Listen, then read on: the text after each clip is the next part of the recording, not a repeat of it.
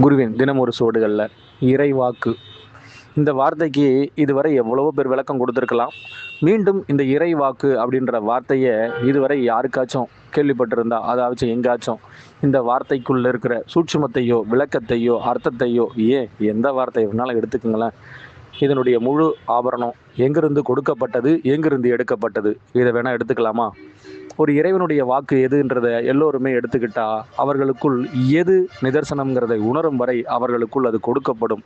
அதுவரை அவர்களுக்குள் எது நிதர்சனங்கிறதுக்கு யார் பொறுப்பு? இந்த அனைத்தையுமே பொறுப்பு துறப்புன்ற வார்த்தையிலிருந்து கூட எடுத்துக்கலாங்க. துணிவான ஒரு சீடன் குரு கிட்ட என்னுடைய வாழ்க்கையை எப்படி இருக்க வேண்டும்னு குரு கிட்ட போய் கேட்டானாங்க.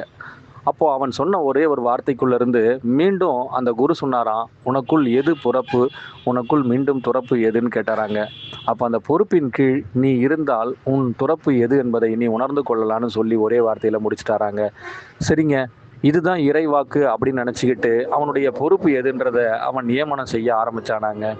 ஒவ்வொரு இடத்துக்கு பயணிக்கும் பொழுதும் அவனுக்கான பொறுப்புகள் மாற்றி மாற்றி அமைக்கப்பட்டதாங்க. சரி, அவனுடைய துறப்பு எது அப்படின்னு சொல்லிட்டு அவன் மீண்டும் மீண்டும் பயணிக்கும் பொழுது கேட்டானாங்க, அவன் எதிலிருந்தெல்லாம் ஒவ்வொரு இடத்துலையும் அந்த பொறுப்பிலிருந்து விடுபட்டு அடுத்த பொறுப்பிற்குள் மாறுகின்றானோ அப்பொழுதே அவனுடைய துறப்பும் அங்கேயே ஆரம்பிச்சிருதுன்னு அவன் புரிஞ்சுக்கிட்டானாங்க.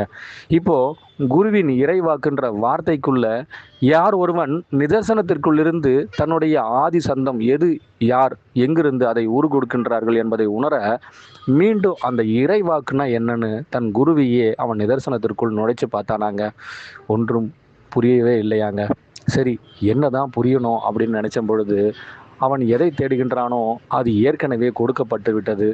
எதை அவன் இல்லை என்றானோ அங்கேயே அது மீண்டும் ஒப்படைக்கப்பட்டு விட்டதுன்றதை அவன் புரிந்து கொள்ள ஆசைப்பட்டானாங்க.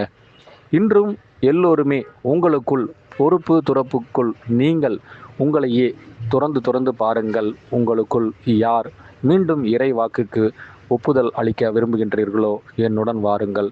அனைவருக்கும் குருவே சரணம், குருவடி சரணம், திருவடி போற்றிங்க.